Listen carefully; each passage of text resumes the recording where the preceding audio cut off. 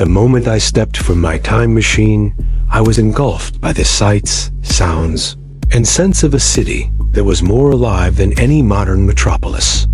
The hum of Roman civilization at its peak was intoxicating. The massive stone road beneath my boots seemed to pulse with the energy of an empire that stretched across continents. Ahead of me, the Forum sprawled like the beating heart of this colossal organism. Senators, their purple-edged togas marking their station, debated fervently on the steps of the Senate House, while orators stood on platforms, delivering fiery speeches to attentive crowds.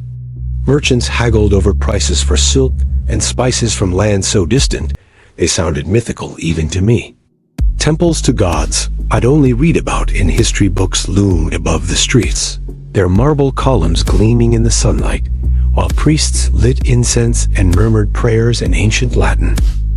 Everywhere I looked, there was evidence of human ingenuity and ambition.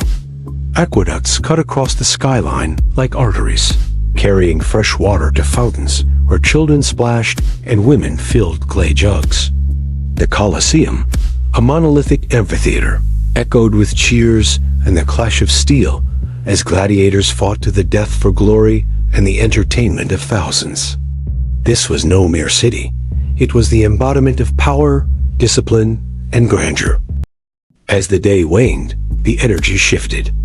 The streets became quieter, the shadows longer. I wandered away from the bustling center, drawn by a strange magnetism to the outskirts of the city. Here, the stone roads gave way to dirt paths, and the grandeur of Rome faded into something more primal.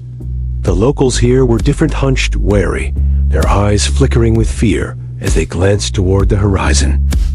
One old man, his face deeply lined and his hands gnarled like ancient roots, pulled me aside as I passed. His Latin was thick with a dialect I struggled to understand, but his warning was clear. Do not go beyond the trees when the sun sets. The gods cannot protect you there. My curiosity burned brighter than my caution, so I pressed on. The path led me to a grove unlike anything I'd seen before. The trees were impossibly ancient, their trunks twisted as if frozen mid-agony. In the fading light, I noticed faint symbols carved into the bark of the trees, symbols that seemed to writhe and shift when I looked at them too long. It was there I first heard the whispers. At first, they sounded like the wind, but as I stood still, they formed patterns, guttural and low, like a language I couldn't understand, but instinctively feared.